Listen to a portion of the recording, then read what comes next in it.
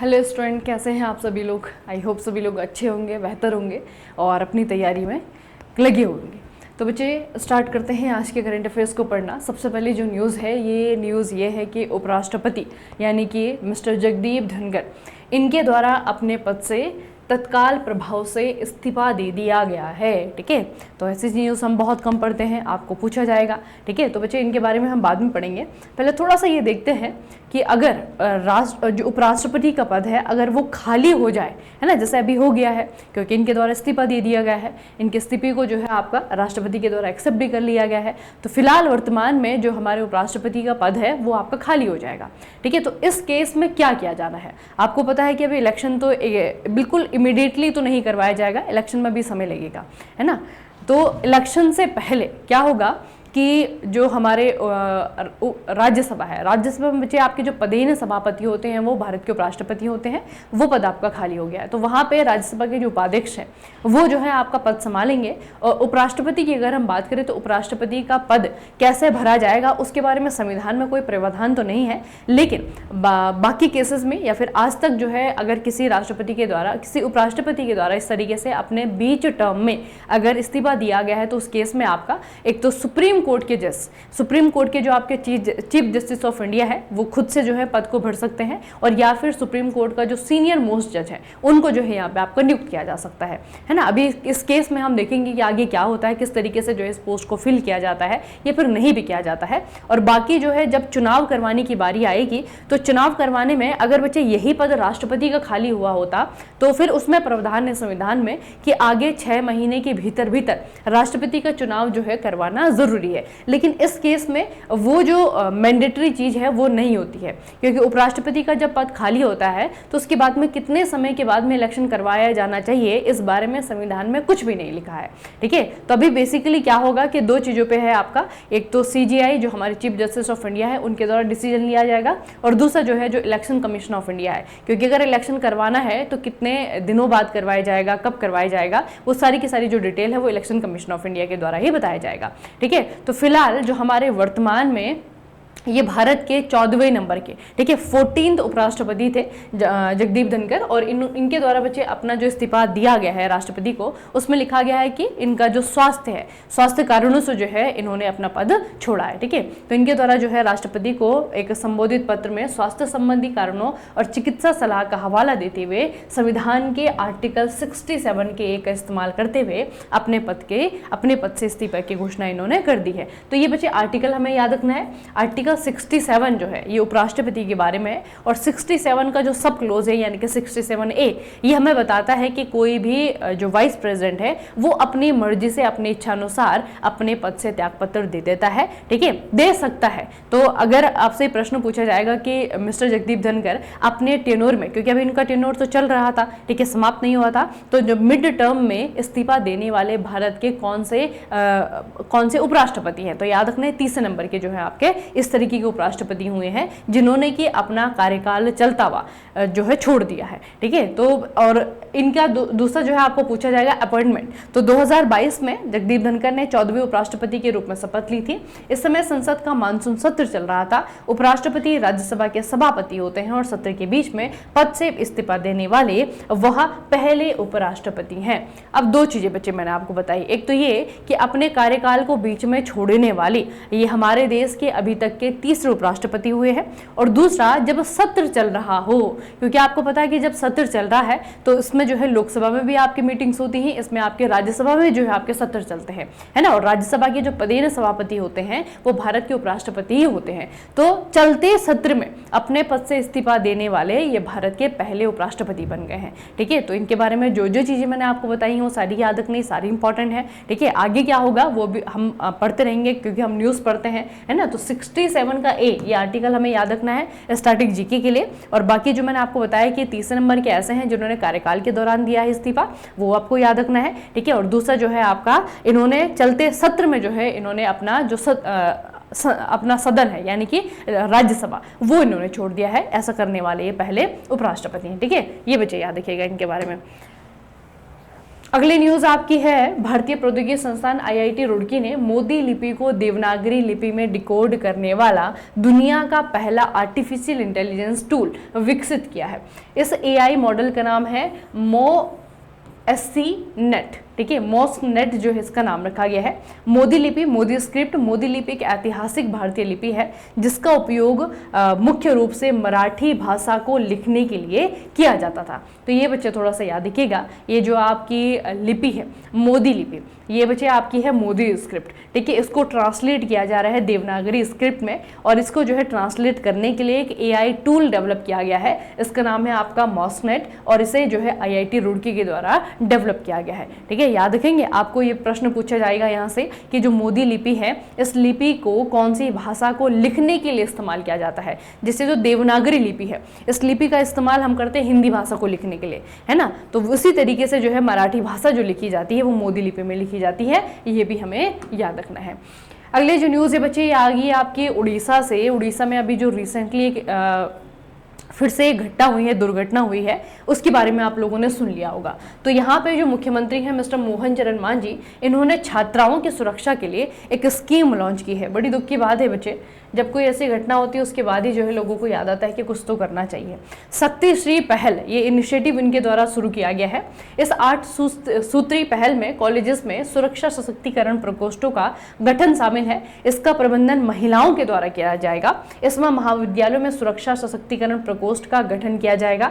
प्रत्येक संस्थान में 5 महिला सलाहकार शक्ति आपा की नियुक्ति की जाएगी, ठीक है। तो थोड़ा स्कीम का नाम याद रखिएगा, शक्ति श्री पहल। इससे पहले जो है आपका जब कोलकाता में जो एक बहुत ही दुखद जो कांड हुआ था, है ना, उसके बाद में जो है हमने देखा कोलकाता सरकार ने जो है आपका अलग अलग लॉज बनाए, अलग अलग जो एक्ट उन्होंने पारित किए अपने संसद में, ठीक है। इस तरीके की स्कीम्स बनाई। अभी उड़ीसा में जो आपकी घटना हुई है उसके बाद उड़ीसा के जो मुख्यमंत्री हैं मोहन चरण मांझी, वो भी आपके सिमिलर ही काम कर रहे हैं। शक्तिश्री नाम की इनिशिएटिव इन्होंने शुरू किया है ना। बजाय इसके कि जो क्रिमिनल है, जो कल्प्रेट है, उसको सजा दी जाए, जल्दी से जल्दी जो है उसके ऊपर कार्रवाई की जाए, इस तरीके की स्कीम निकाली जाती है।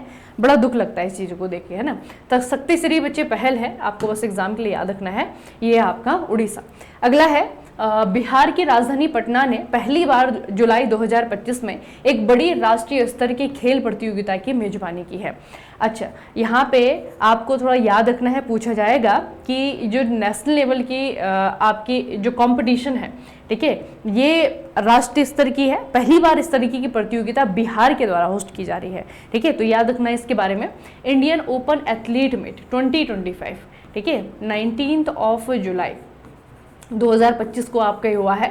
बिहार के द्वारा पहली बार जो है इस तरीके के इवेंट को होस्ट किया गया है। इस प्रतियोगिता में बिहार के 3 खिलाड़ियों ने कक्कड़बाग के पाटलिपुत्र स्पोर्ट्स कॉम्प्लेक्स में छठी इंडियन ओपन एथलेटिक्स मीट 2025 में अंतर्राष्ट्रीय स्पर्धाओं के लिए जो है आपका क्वालिफाई भी कर दिया है। तो एक एथलेटिक्स मीट है, ठीक है, यह आपका नेशनल लेवल का एथलेटिक मीट है और पहली बार जो है बिहार के द्वारा इस तरीके के इवेंट को होस्ट किया गया है। याद रखिएगा बच्चे इसमें।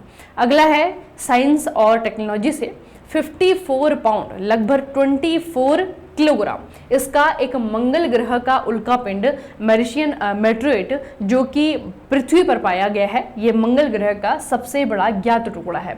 हाल ही में न्यूयॉर्क में सोथबी की नीलामी में $5.3 मिलियन में बिका है, जिससे यह नीलामी में बिका अब तक का सबसे मूल्यवान उल्कापिंड बन गया है, ठीक है। अब मीटरॉइड के बारे में आप लोगों ने सुना है। मीटरॉइड यानी कि जो बच्चे ऐसे पिंड होते हैं ना, आसमान में घूमते रहते हैं यूनिवर्स में, और कभी कभी जो है आपको ग्रेविटी के कारण पृथ्वी की सतह पे आ गिरते हैं, ठीक है। तो इसी तरीके का एक उल्कापिंड है जो आया है आपका मार्स से।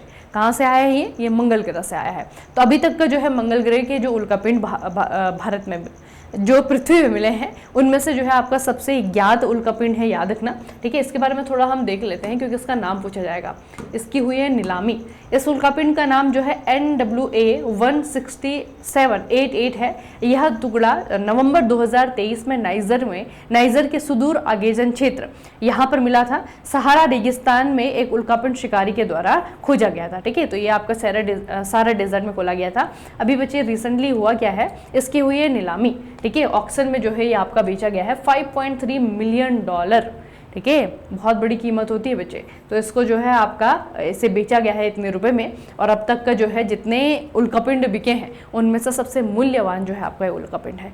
ठीक है, याद रखेंगे, इसका नाम है NWA-16788। ठीक है, ये इसका नाम है, और ये आपका मार्स का उल्कापिंड है, मतलब कि मार्स का टुकड़ा है। ठीक है, मार्शियन मेटेरोइड है, याद रखिएगा बच्चे से। अगली न्यूज़ आपकी आ गई है, ये कहाँ से है आपकी, यूक्रेन। यूक्रेन के राष्ट्रपति, इनका नाम है व्लादिमीर जेलेंस्की। इन्होंने हाल ही में यूलिया स्विरेडेंको, इनका नाम याद रखना ज़रूरी हो जाएगा क्योंकि ये इस देश की प्रधानमंत्री बनने वाली पहली महिला है। ठीक है, इनको देश के प्रधानमंत्री के रूप में नियुक्त किया है, और ये यूक्रेन की पहली महिला प्रधानमंत्री बन गई है। जैसे कि भारत में है ना बच्चे, हमारी आज तक जो है प्राइम मिनिस्टर की पोस्ट पे एक ही महिला बैठी है अभी तक, है ना, इंदिरा गांधी जी। अब जो है आपकी ये यूक्रेन की इंदिरा गांधी है, तो इनका नाम हमें याद रखना है। इनका नाम है यूलिया स्विरिडेंको, और ये जो है आपकी यहाँ के जो प्रेसिडेंट तो ऑलरेडी आप लोग जानते हैं ना, बहुत फेमस हैं ये, व्लादिमीर जेलेंस्की, इनके द्वारा जो है इनको अपॉइंट किया गया है। ठीक है, तो याद रखना, यूक्रेन की कैपिटल कहाँ पे है, कीव में है। ठीक है, कीव में है ये।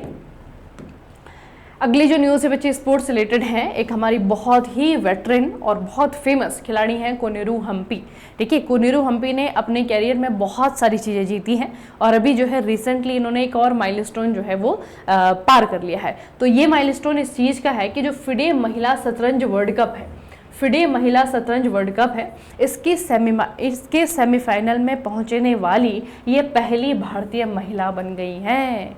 ठीक है, याद रखना बच्चे, नाम इनका कोनेरू हम्पी। अभी तो चल रही है टूर्नामेंट, हो सकता है कि फाइनल भी जीत के आ जाए। ठीक है, तो कोनेरू हम्पी नाम है इनका, और फिडे महिला शतरंज वर्ल्ड कप, इसमें जो है आपका जॉर्जिया में चल रहा है ये।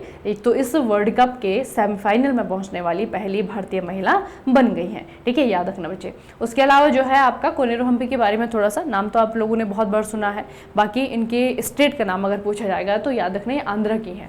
ठीक है, ये जो है आपकी आंध्र प्रदेश की है कोनेरू हम्पी, और भारत के लिए जो है आपका ये वुमेन चेस ग्रैंड मास्टर है। ठीक है, अगली जो न्यूज़ है, यहाँ पर भी हमें दो लोगों का नाम याद रखना है।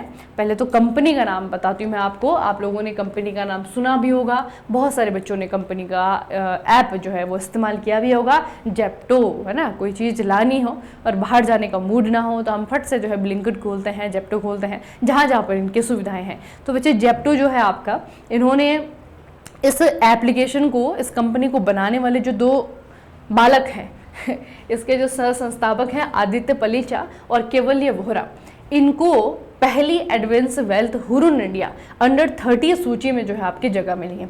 अब क्या है, हुरुन जो कंपनी है ये इस तरीके की रैंकिंग, इस तरीके की रिपोर्ट को रिलीज करता रहता है, हम बहुत बार जो इसकी लिस्ट को पढ़ते हैं। तो अभी रिसेंटली हुरुन के द्वारा 2025 की एक ऐसे एंटरप्रेन्योर की लिस्ट जारी की गई है जिसमें कि अंडर 30 यानी कि 30 से कम उम्र के जो एंटरप्रेन्योर है उनको रखा गया है। ठीक है, तो ये जो 30 से कम उम्र के जो एंटरप्रेन्योर है, इसमें भारत के 2 एंटरप्रेन्योर भी हैं, इन दोनों का नाम याद रखना, ये आपके आदित्य पलीचा और आपके केवल्य वोहरा।